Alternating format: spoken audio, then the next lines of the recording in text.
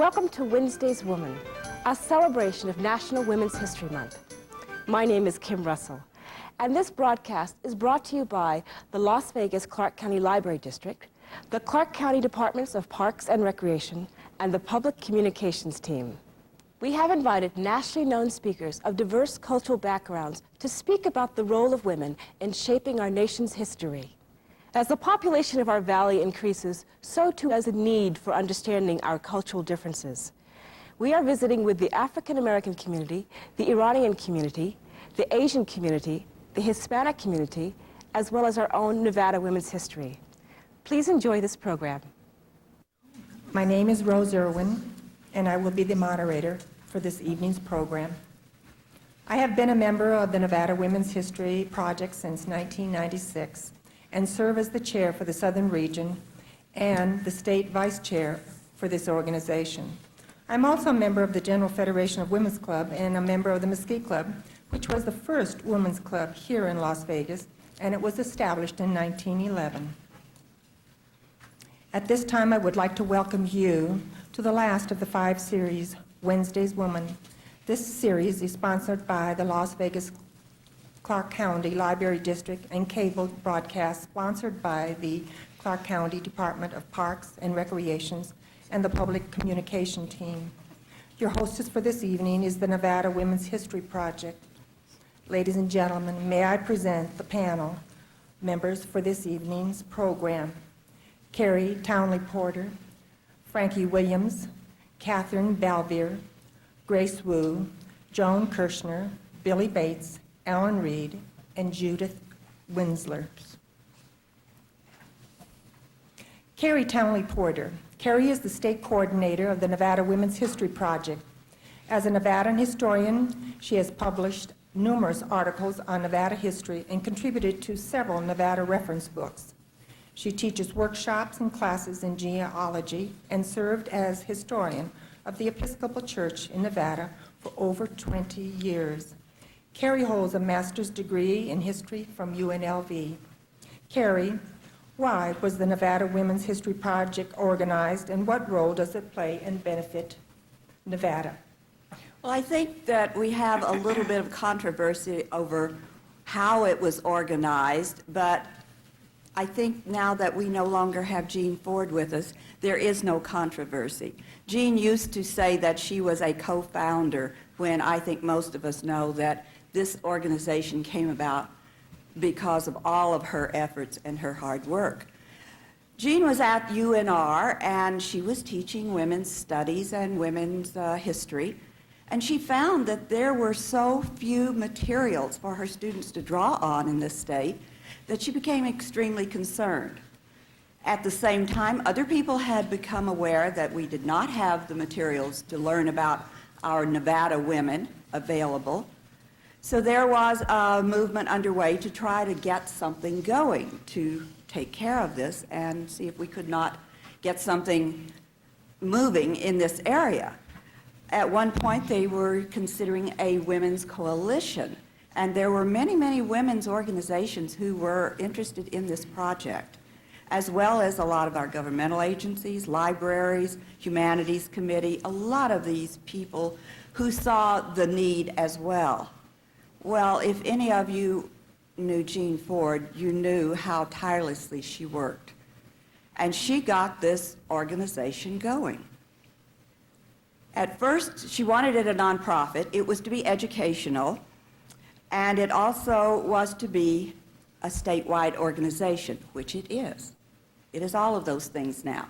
We are a delegate agency of the Nevada Women's Fund, which is an extremely successful group in Reno and gives many, many thousands of dollars to help Nevada's women, whether it's scholarships or whatever is needed. So she went to Fritzie Erickson, who was their CEO, and said, I could use some help. And she and Fritzie sat down and talked, and Fritzie offered to let this group become a delegate agency of the Nevada Women's Fund, which it still is.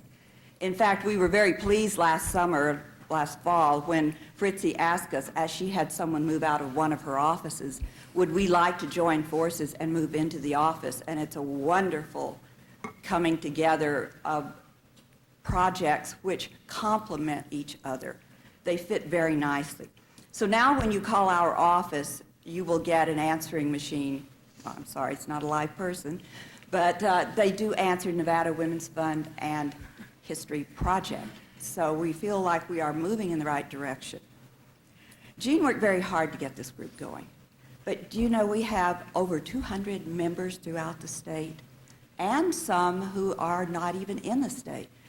I suppose the one that lives the farthest away, possibly, is not even in this country. She's in Canada.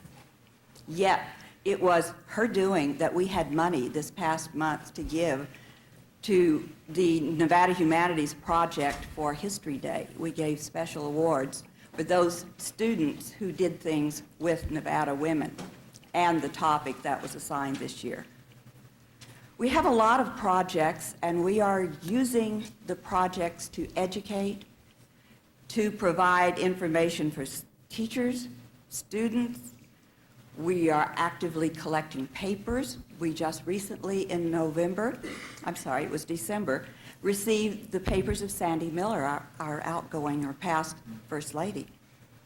These papers that we do get, though, do not end up with us. We are not a repository. We consider ourselves, a clearinghouse, perhaps. We keep track of who's working on what, so that if someone comes up with some information, we will know who is doing work on that project that information would be valuable to. We do in-service training for teachers and librarians. We just finished a wonderful conference this last month. It was called Women on the Trail, and if you may remember, it was 150 years ago this year that the 49ers came across the country. So it was called Women on the Trail, the 49ers to the 99ers. Well, if you do not know who the 99ers are, these are women who fly airplanes. It was an extremely beneficial weekend. I think we all gained from it. I think one of our best ways that we disseminate this information about women's history in Nevada is through our website. And if you do not know how to get into that, Rose has some newsletters later that will tell you the exact number. But take a look at this. I ran this off my computer before I came down here. These are biographies of Nevada women that have been placed on the web. The blue ones are complete. The black ones are women that have been chosen, and we're not quite ready to get them on yet, but we are getting there. We are hoping that people in various areas will begin to work with us and do their own women, to do their own grandmothers, their great-grandmothers, whether it's family or whether it's a community person. We're open to anyone who wants to work with us. We invite you to become a member. One of the things that we like to do, and many of us do it, I know Alice Brown sitting over there does it here in Las Vegas, is to provide living history, to tell the story of our women as if we were that individual. Alice and I both do Helen J. Stewart, but I do it in the north and she does it in the south. This is a wonderful way because children enjoy it, and it's a fun way to teach history. I taught history here in Las Vegas for 5 years at Gibson Junior High School, Nevada history. And I know that history can be fun. And I think that's why we have so many members, because we all have fun doing what we're doing. But can you imagine that we have no paid employees? And the things that we are doing are just, sometimes I stop and try to list all the projects we have going, and it's almost impossible. Every time I think I have it honed down, Rose has got another idea going. And she's had some very successful ones here with her group. Thank you, Carrie. Our next speaker is Frankie Williams. Frankie is the recording secretary for the Nevada Women's History Project, and Frankie has been involved in numerous events celebrating the heritage of Nevada's pioneers. Frankie is a fashionist, model, writer, and researcher. She has devoted many hours to the progress of Nevada as well as women's history, and she has been a resident of Nevada for over 30 years. Frankie, with your involvement in researching and writing about women who have made an impact in the history of Nevada, what would you tell our audience tonight about how and what they need to know and do to preserve their heritage? Well, the longest journey may start with one step, so identify your photographs. And don't pick up an ink pen and start writing on the back of them. Find something that you can bond to them and put down the date and put down the person. The luncheon that I had at my house for Jean Ford, where 12 people were invited and 48 came, Dennis McBride sat down with me and helped me identify all the ladies, because some of them I didn't know, I'd never seen before, and some of them I've never seen again, but that was a part of history. So identify your photos and promptly. Another thing that I've done, in addition to working with Nevada history, is finish my mother's funeral book. Now, if you think that's not a hard thing to write about, and I guess I think I'm the only one who's ever done it. But those few empty pages to sit down and distill your mother's life to 2 pages, it's cathartic.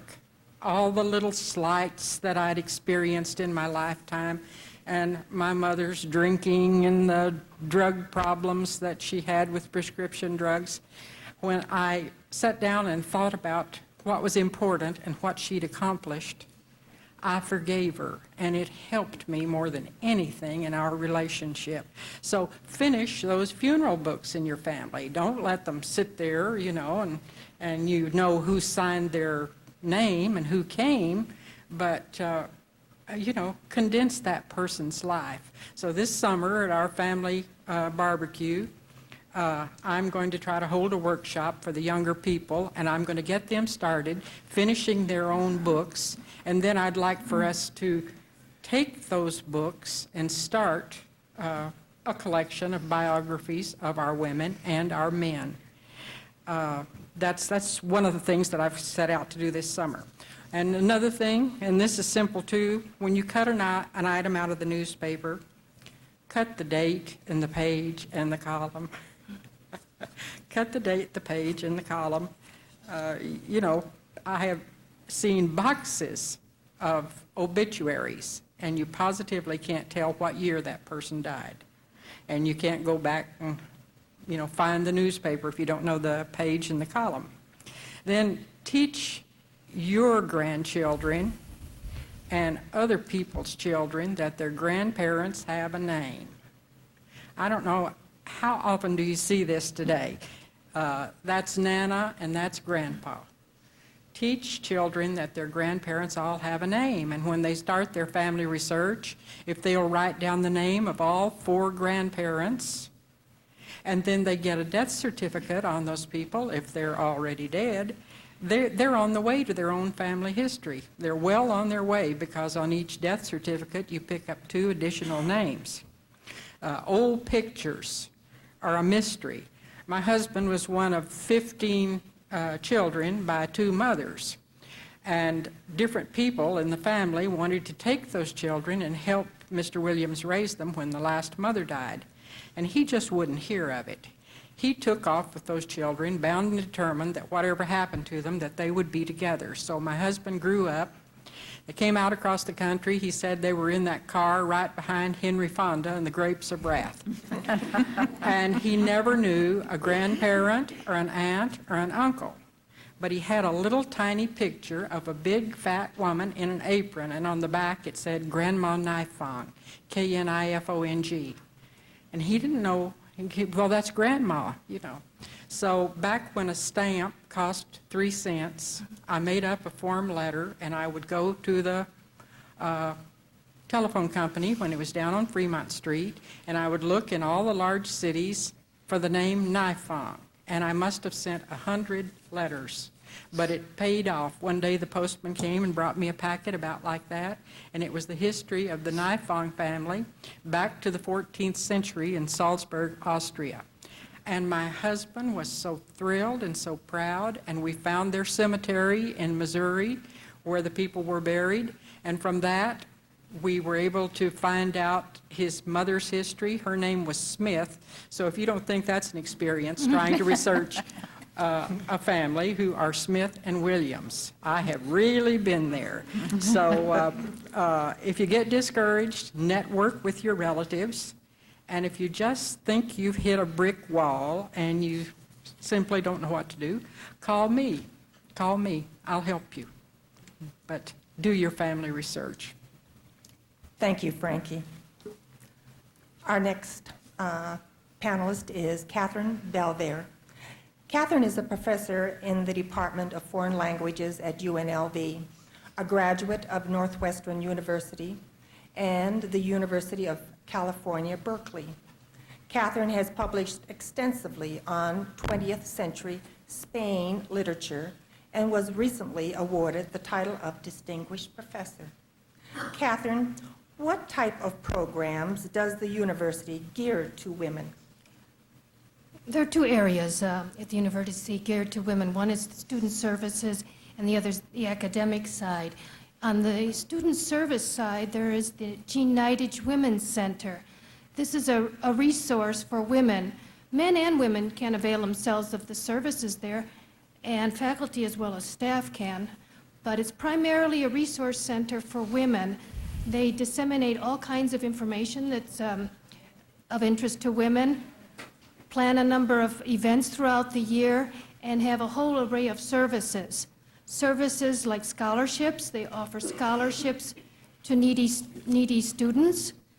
They run workshops and seminars on all sorts of topics: women's health issues, sexual assault, job hunting, public speaking, goal setting. They also have a reentry program. This is a program that gives guidance and moral support to people who return to school and need some help in making that transition. They also have support groups on in all sorts of areas. They hold a number of events. For instance, I think it was last Thursday, they had an interactive dinner theater at the Student Union on sexual assault. In the fall, I believe it's at the end of September, they have a job fair. They organize the Take Back the Night event. There are all sorts of activities throughout the year. Of course, one of their main chores is fundraising, and anybody in the community can help out in that or volunteer. One of the programs they have that's really help to the students is women pair up with students and mentor them, help them with life skills and give them advice through their experience. Then on the academic side, we have the Women's Studies program. UNLV has had a Women's Studies program since 1979, but in the early 90s, I believe it was in 92, we made an effort to broaden the program so that we could include courses from any department and any college on campus, and we hired a full-time director. We used to have a couple of majors a year. Now we have over 24 a year. There's a major, there's a minor, but you don't have to be in a degree program to take a women's studies course, because those kind of courses are helpful for any number of fields. They study gender in relation to other factors which influence the way people think and the way society sets up its institutions and establish its values. The way the program is now, it has mostly courses from liberal arts, but it also includes courses in biology, the fine arts. It too puts on a number of programs throughout the year. It brings distinguished scholars to the campus to give lectures. They have brown bag lunches from time to time, and then they have events during a march for Women's History Month. I think they had a whole 4 weeks worth of events this past month. Then, as an adjunct to the academic side, I'd mention the library. Not only is there the history and the women's archives, but the collection on women is growing constantly thanks to certain female faculty members and a number of enlightened librarians. They've worked to really enlarge the collection of books on women. Thank you, Catherine. Our next panelist is Grace Wu. Grace grew up in Reno and attended the University of Nevada, Reno. She attended UCLA to earn a master's and a doctorate in social psychology. She spent 2 years in the psychology department at the State University of New York at Oswego, and later she moved to Las Vegas and became director of the Cannon Survey Research Center at UNLV. She is currently with the Sahara Health Services in its Quality Improvement and Research Department. Grace, you've been working in the area of survey research. Can you tell us a little bit about what that is and how it can be used for Nevada to transition into the next millennium? Sure. As you know, Nevada is a state in transition. We've always been a very diverse state with centralized urban areas and then widespread rural areas. But in the last 10, 15 years, we've experienced this incredible population growth, which is changing the demographics of our state. So it's very important to track these changes, not just in demographics, but also in the attitudes and opinions of the residents and their needs. And we need to develop structures and programs to address some of these needs. Survey research deals with these issues by taking a sample, a representative sample, of the target population, whatever that population is. So whether it's residents of the entire state or residents of a particular community, or people in a specialized group, like professional women. So for example,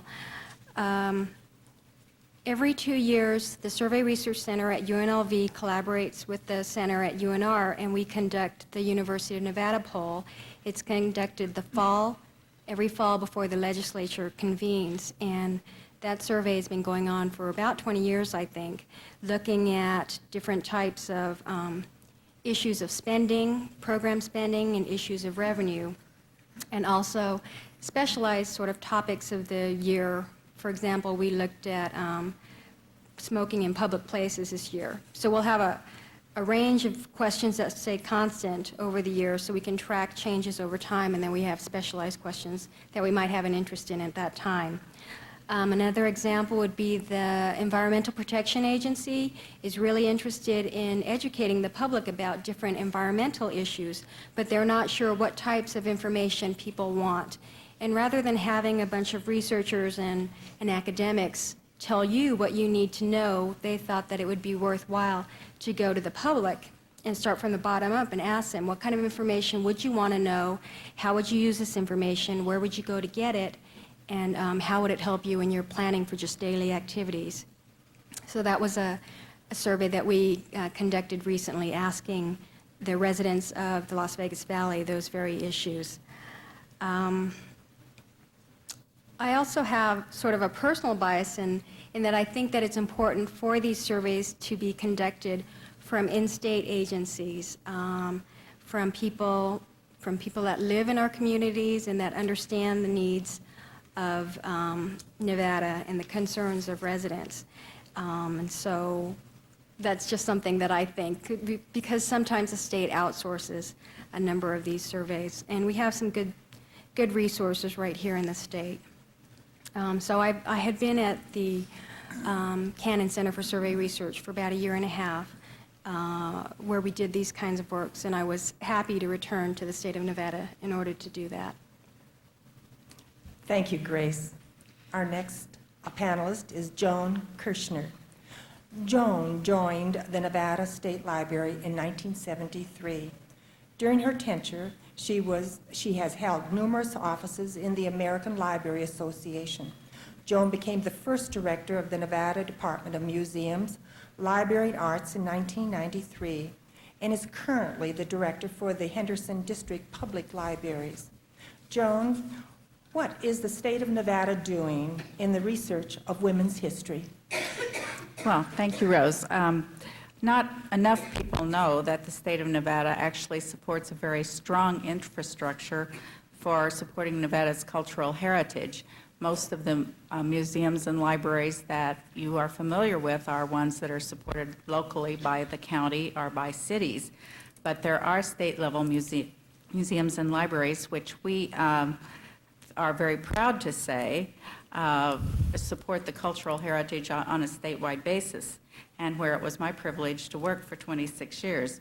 One of the things that we did during the time I was there was develop a strong strategic plan to support cultural diversity and gender issues. And I just wanted to quickly read to you, we do a quarterly newsletter, which I'll urge you all to get on the mailing list for.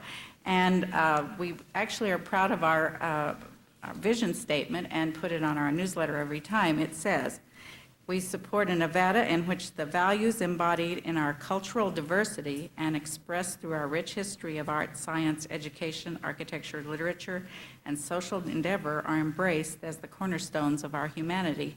And I believe that is the philosophy that all the museums and libraries in this state work toward and try to support.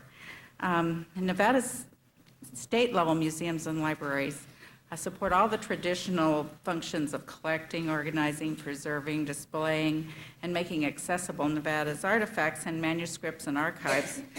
But many of them are also at the state level are grant-giving agencies, and that's one example of how we support at the state level the activities which we are all interested in, including women's issues. We were very happy to be involved with giving a small $15,000 grant from the Library Services and Construction Act, which started the Nevada Women's Archives, for example. That was a grant given to the University Women's Studies program under the direction of, at that time, a name you've heard many times this evening, Jean Ford. The department currently is also supporting another of Jean Ford's projects, which is writing a history of Nevada's libraries. That's being carried on now by Dr. James Hulse, who took over the project when Jean became ill. That history is really a Nevada women's history, because it's interesting that virtually every library in the state of Nevada was started by a women's club, including someone mentioned earlier, the Mesquite Club, which started one. Is that you, Rose? Yes. And of course, starting a library was like being a nurse or a teacher at the turn of the century. It was an acceptable woman's occupation at the time. And so you see that most of the libraries did start in someone's home or with a women's club. And you also will hear a little more about Jean Ford later, but she did actually start the the Clark County Library at the time. And that was an avenue for her and many other women to become more politically active. The fact that she was involved in starting that library was the very reason that she decided to run for the legislature. So she was actually one of many women who gained some political power or went into other activities in the community by starting from developing a library-type program and then working with the legislation. We also have given a grant from state support to support the organization of her collections here at the Las Vegas Clark County Library. Now, in my new capacity at the Henderson District Public Library, I've just written a small grant to the state to survey the collections in Clark County's libraries and museums to locate and index and digitize information on the city of Henderson, because a history has not been written of Henderson at this time. But there too, in the library, the history of the library there is the history of one strong woman, Lydia Malcolm, who started the library there in the 40s and was virtually the entire history of that library until the late 60s. So I just want to say that in closing that I would urge you to visit the state's museums and the state library and the archives if you get any chance at all to be in Carson City or Reno, but also to remember there are two here in Clark County. The Las Vegas area has the State Museum and Historical Society at Lorenzi Park, and also the Lost City Museum at Overton. The department itself tries very hard to support many kinds of lecture series and exhibits that support women's history. And I'll just name one very successful one we did in Carson City as an example, with the help of and partnership of the Humanities Committee, who you'll hear from a little later tonight. We did an exhibit called Japanese Women's Strength in Diversity. Carson City is a pretty small town, about 50,000 population, But we had a series of lectures and Japanese women who came in who had been in the various camps, Manzanar and others, and they began talking with their daughters and their sisters and brothers about it, and it was something that hadn't been discussed in families before. And the crowds began to grow, and more people came. And on the last evening that we had potlucks and we had various activities for people, on the last evening there were about 100 people in the audience, and someone asked if the people who were in the audience who had actually been in internment camps would stand, and there were 22 people who stood that evening. So it was a wonderful experience for them, and we got to hear from a young lady in Reno, a teacher, who had never heard the story of her family being in internment camp. So those are the kinds of things that we try to do to bring people together and to learn more about our issues and to learn what women's role was in those eras that are now gone but not forgotten. Thank you, Joan. Billie Bates. Billie has been a Southern Nevada resident since 1942.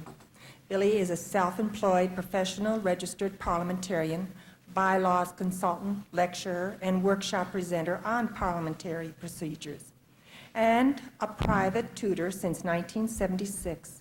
She was appointed to the Nevada Commission for Women by Governor Bob Miller for the 1995-1997 term, and then later extended until June in the year 2000. She is the parliamentarian for the Nevada Women's History Project, Southern Region. Billie, what is the Nevada State Commission for Women, and what purpose does it serve? The Nevada Commission for Women was authorized by the legislature of the state of Nevada in 1991. There are 10 members on the board. The legislature required that no more than 5 be of one political party, so we are evenly balanced. We have completed several projects. The first one I would like to talk about took us about a year. We published a book called Domestic Violence, a handbook for victims and professionals. And since this is show and tell, I brought one. It covers emergency assistance, how to get legal help if you don't know how, the aspects of law enforcement as it applies to domestic violence, and the criminal court process. It's widely available, and if you want to know more about it, see me after this. The second project took a little longer. It took us about 3 years to do this one. And it's a larger book and more comprehensive. It's called Nevada Women's Legal Guide. It's written in lay language, so you don't have to be an attorney to understand it. It will help if you are facing a divorce or bankruptcy. It covers harassment and stalking, child abuse, the Crime Victim Bill of Rights, and many more aspects of the things that women find themselves involved in.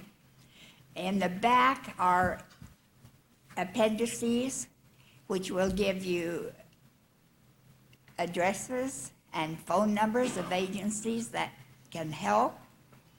And it also has, I think, an excellent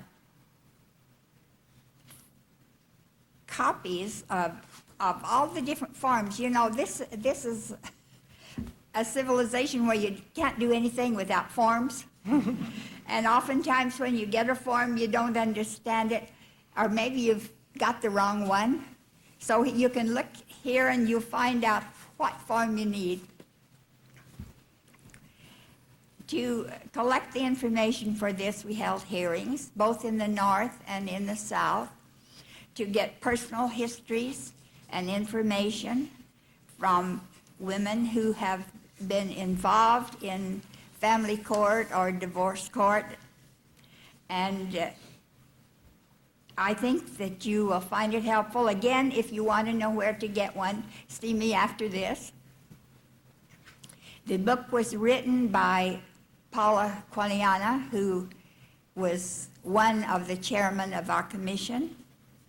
She also served as a member of the Nevada Supreme Court Gender Bias Task Force, and she was assisted by one of the justices of the Nevada Supreme Court. His name is Charles Springer.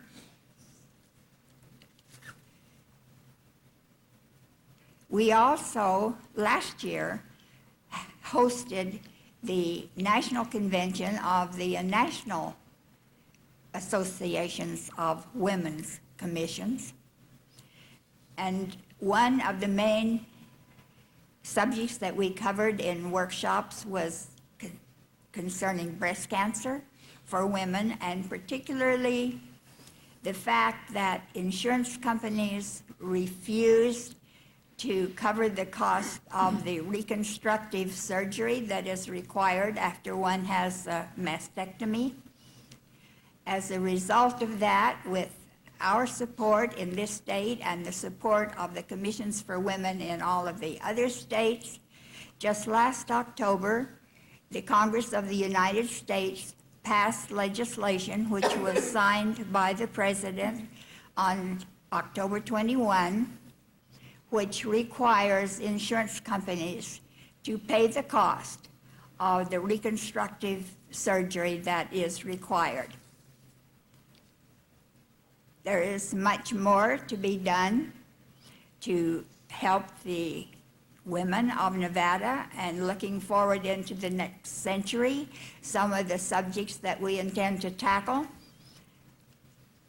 non-traditional jobs for women, gender bias in our courts, particularly the family courts, and teenage pregnancy. We intend to continue to work on seeking better life for all of the women of the state. Thank you, Billie. The committee is definitely busy. Judith Winzeler. Judith is the executive director of the Nevada Humanities Committee. Under her leadership, the Humanities Committee has been an active supporter of numerous Nevada women's projects, including grants, oral histories, research, publications, film and video productions. Judy, what role does the Nevada Humanities play in the woman of today and tomorrow? Well, Carrie, the first speaker, Carrie Townley, started by saying that there was a lack of resources on Nevada women. Jean Ford was teaching a women's studies course at the university, and one of the problems she encountered right away was just the lack of material. And I think one thing that the Humanities Committee has done rather admirably over the years is provide the financial resources to help develop some resources on Nevada women.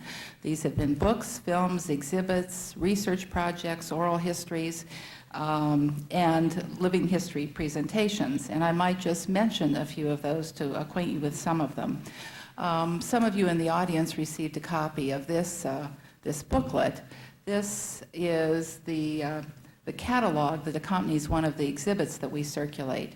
We've got 3 exhibits that were put together with Jean Ford as one of the consultants close to 10 years ago now, but they're still widely used and a valuable resource on Nevada women. Those 3 exhibits focus on women in the home, women at work, and women in politics. And this little booklet gives you just a small sampling of the wonderful historical and contemporary photographs of women and some of the interviews that were conducted with Nevada women, some of the quotes from historical materials and letters as well. Joan mentioned, too, an exhibit. This was a traveling exhibit on the Japanese-American experience. There was a complementary exhibit developed on the Japanese in Nevada. And while it focuses on both men, women, and children, families, still there's a lot of attention given to Japanese-American women in the Silver State. The same is true of some of the other exhibits that we have funded, one on Asians in the Silver State, another on blacks in the Silver State. A lot of attention given to women and the roles that they've played. Here in Las Vegas, one of the fairly recent grants that we awarded was to the UNLV History Department for a pilot project, an oral history project on women in gaming and entertainment. This has taken on a life of its own, will probably be going on for a number of years, but it's the start of something really exciting. There are films that have been produced in the last couple of years, one called Stripped and Teased on Nevada and entertainment in Las Vegas. Others on Showgirls, an exhibit on Showgirls a couple of years ago that was really quite interesting. Beyond exhibits, a number of films, one on a Paiute woman, Katie Frazier, passed away a couple of years but lived to be over 100. A wonderful story about her life, stories from her childhood, seeing her in action with her children and grandchildren, telling them stories in Paiute. Another film, Cowgirls, on women and ranching and those traditions.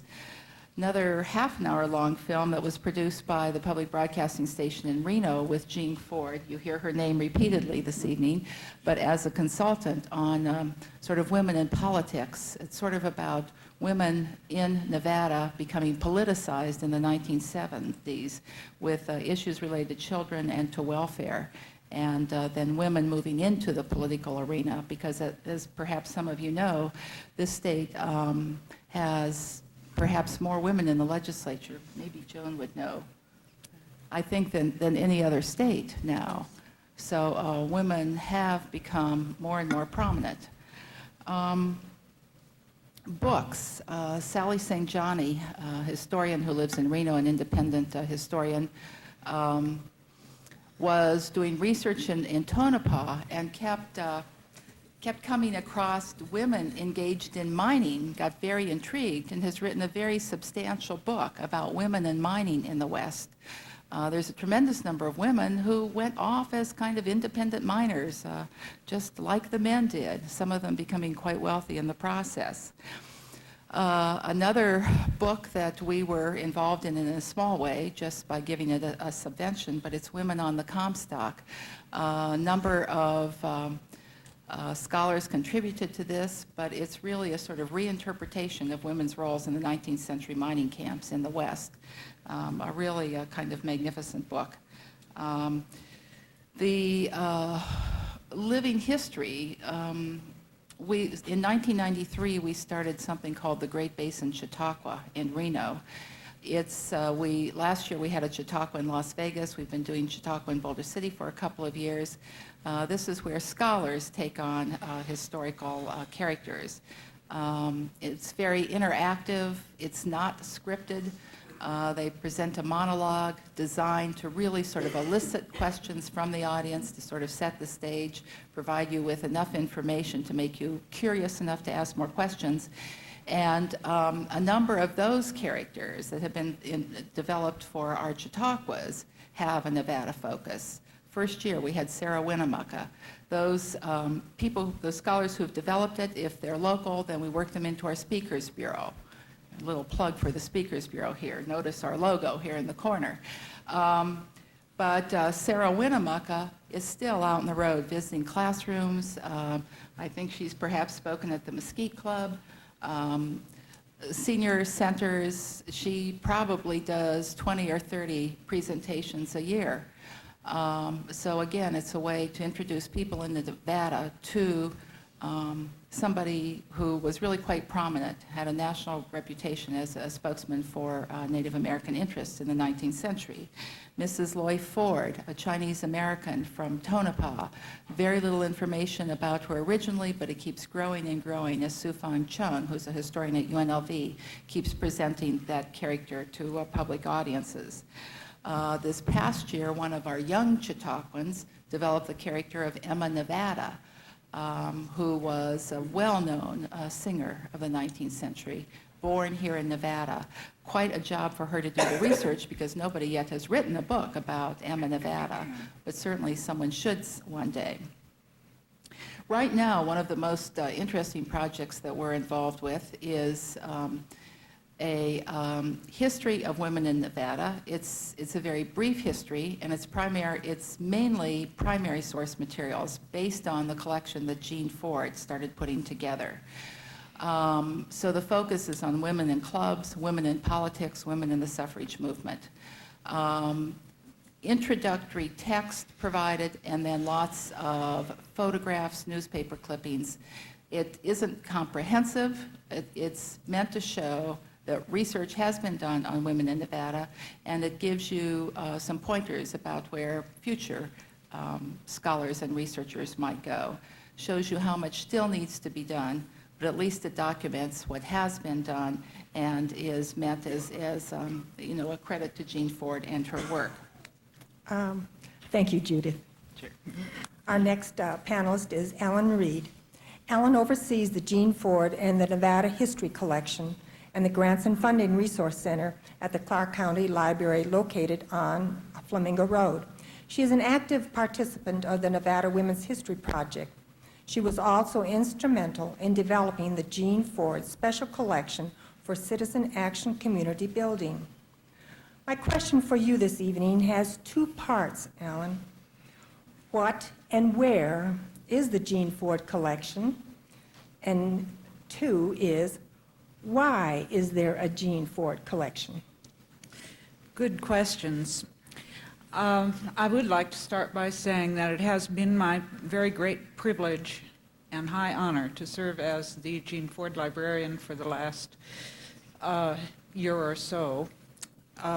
When it was discovered that Jean was ill and that she may not survive her illness, the Library Board of Trustees decided that they wanted to do something to memorialize Jean.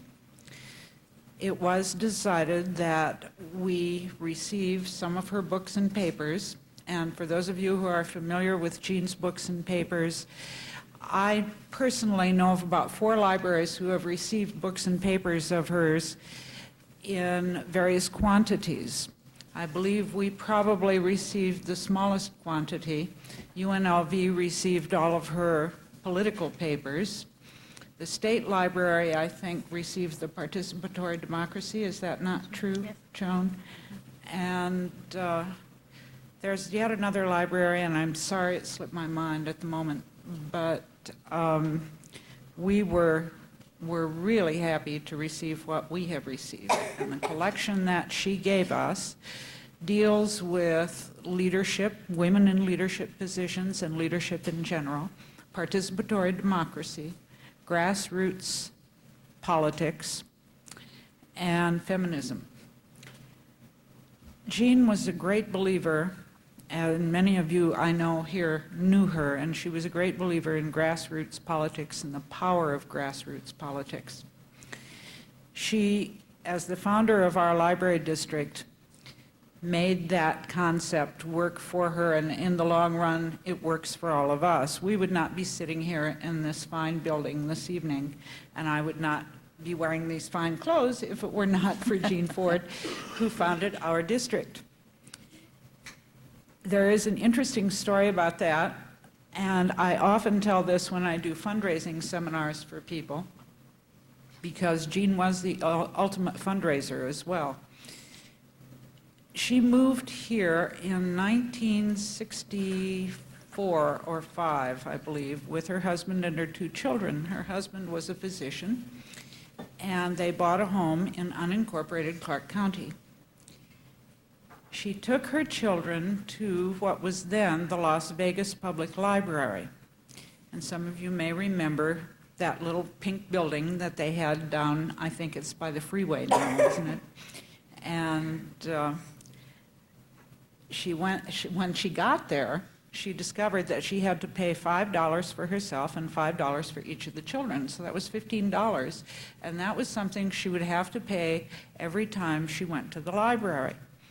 Now, I would like to point out that there's nothing particularly unusual about this. Many urban libraries do this. They have to charge a fee for service for people who do not live within their library district boundaries, because they look at it, they need to raise money.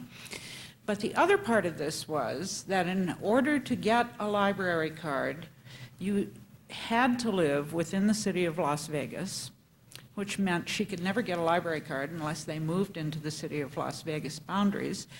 And secondly, you had to have lived here 1 year. And thirdly, you had to have someone who had lived here for longer than that vouch for your good character, or you could not get a library card. That was how it was, and I verified this. She wasn't very happy about this. She wanted to be able to take her children to the library, and she wanted a free, open, public library that she could walk into and that the children could pick out the things they wanted to read and take them home with them and not have to worry about paying for it. It wasn't that she couldn't afford it. It was the principle of the thing. Well, Jean also belonged to the Unitarian Universalist congregation here in Las Vegas, and some of you may know they do maintain community action committees. So she went to church one Sunday and went to the community action meeting, and she said, you know, they were talking about what projects they might do, and she said, you know, what's really lacking here is a free public library that everyone can go to, people in the county and people in the city. And they said, you know, you're right. So they set about trying to understand how they could start a library. Now, it's nice to say we can start a library and we'll buy some books and we'll have a library, but that isn't really how it works. You have, if you're going to have a public library, you have to guarantee the financing for that library. You have to get taxes for it. And in order to do that, they had to circulate a petition throughout Clark County that guaranteed, I think it was 51% of the tax base, and then they could have a library. Well, they circulated their petitions and they couldn't get enough signatures. So they tried again. They couldn't get enough signatures. So finally, someone at the county office, someone maybe in the election department or the recorder's office said, well, what you need to do is get the law changed because the percentage is too high. You're going to have to get it down to something doable, like maybe 20 or 25%. So they looked at him and they said, oh, well, that's a good idea. Let's do that. And she says in her oral history, with a courage born of ignorance, they went to Carson City to get the law changed. It wasn't quite this simple. It took quite a while, but they did find an ally there, and they managed to get it passed in one session. So she came back to Las Vegas with this document clutched in her hand, and they went out with their petitions again. And they did finally get the petitions signed. You may be interested to know that the organization that put them over the top was the Sahara Hotel and Casino. The man who was in charge at the Sahara at that time believed in libraries, and he wanted a free, open public library too, so he signed it, and that put them over the top in their evaluation. They were able to start a library. It was started in an old building out by the airport, which is not there anymore, and they had about 3 little rooms. I have a couple of pictures in the Jean Ford room of narrow little aisles. It looked like they were going down the aisles sideways to get at the books, which were also way over their heads, so they must have had little ladders too. They were in there for a very short time, maybe 2 years, and they moved up to the little shopping center on the corner of Tropicana and Maryland Parkway across the street from UNLV. They were in there next to a business called Moby Grape. And if you remember Moby Grape, whenever I tell this to people who have been here a long time, they always smile and nod their heads and say, oh yes, I remember Moby Grape.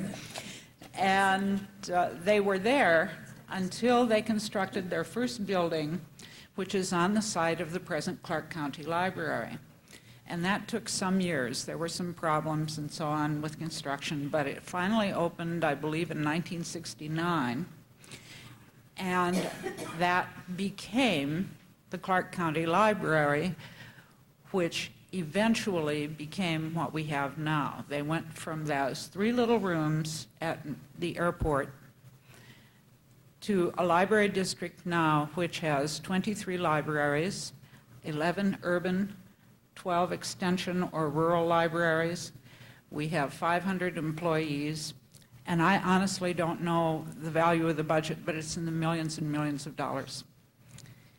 Because one woman became angry at the situation and wanted to do something about it. And the reason I tell this at workshops, and the reason I tell it so much, is because Jean believed strongly, very strongly, very passionately in the principle of one person being able to make a difference. And that's what she did. She was also, as I said, the ultimate fundraiser, so we put together the Grants and Funding Resource Library with her material. And she's a part of Nevada History, so we included the Nevada History collection in that room. Someone mentioned that we are a state in transition as we head toward the new millennium. Jean was about transition. That's what her life was about. That's what her work was about.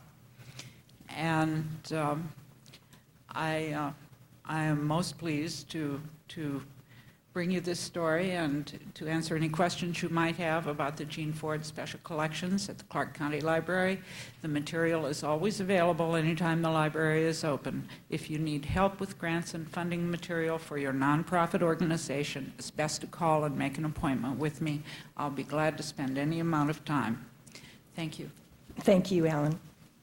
We would like to thank the panel members for their participation in this evening's program, and the Nevada Women's History Project also thanks the Las Vegas Clark County Library District for the proclamation received from the Las Vegas City Council on March 8, 1999, making March Nevada Women's History Month. And I brought the proclamation this evening so that our audience can see this. On behalf of the Las Vegas Clark County Library District, we'd like to thank you for being part of our series in celebrating the National Women's History Month. If there is any portion of the series that you have missed, you can contact your local library to borrow the tapes of this or any other portion of this series. Again, we'd like to thank the Las Vegas Clark County Library District, Clark County Parks and Recreation, and the Public Communications team for the sponsorship of this broadcast to you.